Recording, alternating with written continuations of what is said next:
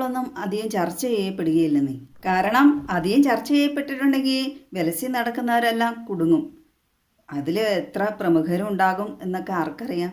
അടുത്തിടെയാണ് സ്വകാര്യ സ്ഥാപനത്തിലെ അധ്യാപകനായിരുന്ന ഇർഷാദ് എന്ന വ്യക്തിയുടെ വിദേശ റിക്രൂട്ട്മെൻറ്റ് സ്ഥാപനത്തിൽ നടത്തിയ റെയ്ഡിലാണ് പൊന്നാനി പോലീസ് വ്യാജ സർട്ടിഫിക്കറ്റുകൾ പിടികൂടിയത്.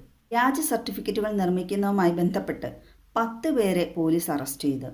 ഈ സ്ഥാപനം പ്രവർത്തിച്ചു വന്നിരുന്നത് പൊള്ളാച്ചിയിലാണ്. അന്തർ സംസ്ഥാന ബന്ധമുള്ള ഈ പ്രതികളിൽ നിന്ന് പിടിച്ചെടുത്തത് 22 സർവകലാശാലകളുടെ പേരിലുള്ള 1,00,000 വ്യാജ സർട്ടിഫിക്കറ്റുകളും 100ഓളം സീലുകളും ഇത് പ്രിന്റ് ചെയ്യുന്നതിനാവശ്യമായ പ്രിന്ററുകളും കമ്പ്യൂട്ടറുകളും അങ്ങനെ തുടങ്ങി പല സാധനങ്ങളും പിടിച്ചെടുത്തു. കേരളത്തിന് പുറമെ തമിഴ്നാട്, കർണാടക, ആന്ധ്രാപ്രദേശ്, ഭോപ്പാൽ, പശ്ചിമ ബംഗാൾ, ഡൽഹി എന്നീ സംസ്ഥാനങ്ങളിൽ ഈ വ്യാജ സർട്ടിഫിക്കറ്റുകൾ നൽകിയിട്ടുണ്ട്. 10 വരെ പോലീസ് പിടിക്കുക എന്ന് പറയുമ്പോൾ അത് ചെറിയ ഒരു കാര്യമായിരിക്കില്ലല്ലോ, എത്ര വലിയ കേസായിട്ടായിരിക്കും. എന്നിട്ട് പോലും അത് അധികം ചർച്ച ചെയ്യപ്പെട്ടില്ല എന്നുള്ളതാണ് ഏറ്റവും വലിയ അത്ഭുതം. അതും കേരളത്തിൽ, അങ്ങ് മലപ്പുറത്ത് നിന്ന്. സാധാരണ മലപ്പുറം എന്നത് നല്ല മനുഷ്യരുടെ നാടായിട്ടാണ്. ഞങ്ങളുടെ അയൽവക്കത്തും ഉണ്ട് മലപ്പുറംകാരൊക്കെ. പക്ഷേ ഈ നല്ല മുട്ടകളുടെ ഇടയിൽ കുറേ ചീമുട്ടകൾ വന്ന് പെടുമല്ലോ. എങ്ങനെയെങ്കിലും നമ്മൾ പൊട്ടിച്ച് കഴിയുമ്പോഴല്ലേ അറിയുള്ളൂ, മണമൊക്കെ വന്നു കഴിയുമ്പോൾ. അതേപോലെ വന്ന് പെട്ടതായിരിക്കും ഇതുങ്ങളും. മലപ്പുറം തിരൂർ സ്വദേശിയായ ധനീഷ് ധർമ്മൻ എന്ന വ്യക്തിയാണ് വ്യാജ സർട്ടിഫിക്കറ്റ് നിർമ്മിക്കുന്ന ആളുകളുടെ തലവൻ. രസം എന്താണെന്ന് വെച്ചാൽ ഇദ്ദേഹം 2ാം വട്ടമാണ് ഈ ഒരു കേസിൽ പിന്നെ പിടിക്കപ്പെടുന്നത്. 2003 ഇതേ സമാനമായ കേസിന് ഇദ്ദേഹം അറസ്റ്റ് ചെയ്യപ്പെട്ടിട്ടുള്ളതാണ്. ശിക്ഷ കഴിഞ്ഞ് ജയിലിൽ നിന്ന് വന്ന് വീണ്ടും ഇതേ ജോലി തന്നെ വിപുലീകരിച്ചു. ആദ്യത്തേക്കാൾ കോടീശ്വരനായി. ഈ ധനീഷ് എന്ന ആൾ ആദ്യം ഈ കേസിൽ അകത്തായപ്പോൾ രണ്ടാമത് വന്ന് ഇവിടെ അത്ര സുരക്ഷിതമല്ല എന്ന് കണ്ടിട്ടാണ് തമിഴ്നാട്ടിൽ പോയി ഈ വ്യാജ സർട്ടിഫിക്കറ്റ് നിർമ്മാണ കേന്ദ്രം തുടങ്ങിയത്.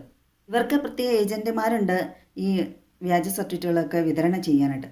പക്ഷേ ആ ഏജൻറ്റുമാർക്ക് പോലും അറിയില്ലായിരുന്നു ഇത് എവിടെ നിന്നാണ് ഉൽപ്പാദിപ്പിക്കുന്നത്, ഇതിൻ്റെ കേന്ദ്രമാരാണ്, ഇതിൻ്റെ തലവനാരാണ് എന്നൊക്കെ. പോലീസുകാരുടെ പിടി വീണപ്പോഴാണ് ഏജൻറ്റുമാർ പോലും അറിഞ്ഞത് ഇവരാണ് ഇതിൻ്റെയൊക്കെ പിന്നിൽ എന്ന്.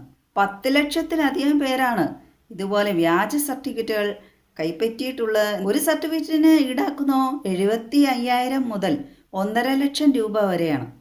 അപ്പം എത്ര പേരായിരിക്കും ഇതുപോലെ ഈ കള്ള സർട്ടിഫിക്കറ്റും കൊണ്ട് ഈ രാജ്യം വിട്ടതായിരിക്കും. കഷ്ടപ്പെട്ട് പഠിച്ച് ജയിച്ചു വരുന്നവരെയൊക്കെ കഷ്ടപ്പെട്ട് പഠിപ്പിക്കുന്നവരെയും മണ്ടന്മാരാക്കുകയല്ലേ ഇത് കേൾക്കുമ്പോൾ സർക്കാർ സർവീസിലൊക്കെ ഇതുപോലെ കള്ള സർട്ടിഫിക്കറ്റ് കൊണ്ട് എത്ര പേര് ഇതിനോടങ്ങ് കടന്നുകൂടിയിട്ടുണ്ടെന്ന് എങ്ങനെ അറിയാൻ കഴിയും. ഇതിനൊക്കെ ശക്തമായ അന്വേഷണം വരേണ്ടത് തന്നെയാണ്. ഇങ്ങനെയുള്ള കേസുമായി ബന്ധപ്പെട്ട് പിടിക്കപ്പെടുന്നവർക്കറിയാം ഇതൊക്കെ എത്ര നാളത്തേക്കുണ്ട്, പിന്നെ എത്ര പേര് ഈ വാർത്ത ശ്രദ്ധിക്കുന്നുണ്ട് എന്നുള്ളതൊക്കെ. ഇങ്ങനെയുള്ള സർട്ടിഫിക്കറ്റുകളുമായി ബന്ധപ്പെട്ട ആളുകളായിരിക്കുമല്ലോ ഇത് കൂടുതൽ ഓർത്തിരിക്കുന്നതും ശ്രദ്ധിക്കുന്നതുമെല്ലാം. കൈ നനയാതെ മീൻ പിടിക്കാൻ ശ്രമിക്കുന്ന കുറേ ആളുകൾ. അല്ല, അത് നടക്കുമെന്നുള്ളത് ഇപ്പോൾ മനസ്സിലായി. കള്ളന്മാരുടെ കയ്യിൽ നിന്ന് കള്ള സർട്ടിഫിക്കറ്റുകൾ കൈപ്പറ്റി ജോലിയിൽ പ്രവേശിക്കുന്നവർക്ക് ചിന്തിക്കാവുന്നതേ ഉള്ളൂ, ഏതെങ്കിലും ഒരു കാലത്ത് പിടിക്കപ്പെടും. പല നാൾ കള്ളൻ ഒരു നാൾ പിടിയിൽ എന്നാണല്ലോ. അവനവനെ തന്നെ പാരയായി ജീവിക്കേണ്ട കാര്യമുണ്ടോ? ഇതുപോലെ കള്ള സർട്ടിഫിക്കറ്റുകൾ നേടി താൻ കുഴിച്ച കുഴിയിൽ താൻ തന്നെ വീഴാതിരിക്കാൻ ശ്രമിക്കുക. ഇപ്പോൾ സ്വാശ്രയ കോളേജ് പോലുള്ള സ്ഥലങ്ങളിൽ പഠിക്കുന്നവരെ എത്ര രൂപ മുടക്കിയായിരിക്കും പഠിപ്പിക്കുന്ന കുട്ടികളെ. ആ കുട്ടികൾ മാത്രമല്ല, എല്ലാവരും എത്ര കഷ്ടപ്പെട്ടാണ് പഠന സർട്ടിഫിക്കറ്റുകൾ നേടുന്നത്, പഠിച്ച് പാസ്സായി. ജോലിയാണെങ്കിലും അതുപോലെ തന്നെ. അപ്പം അവർക്കൊക്കെ പാരയായിട്ട് മാറുകയായിരിക്കുമല്ലോ ഇതുപോലെ വ്യാജ സർട്ടിഫിക്കറ്റ് കൈപ്പറ്റുന്നവർ, നിർമ്മിക്കുന്നവരും.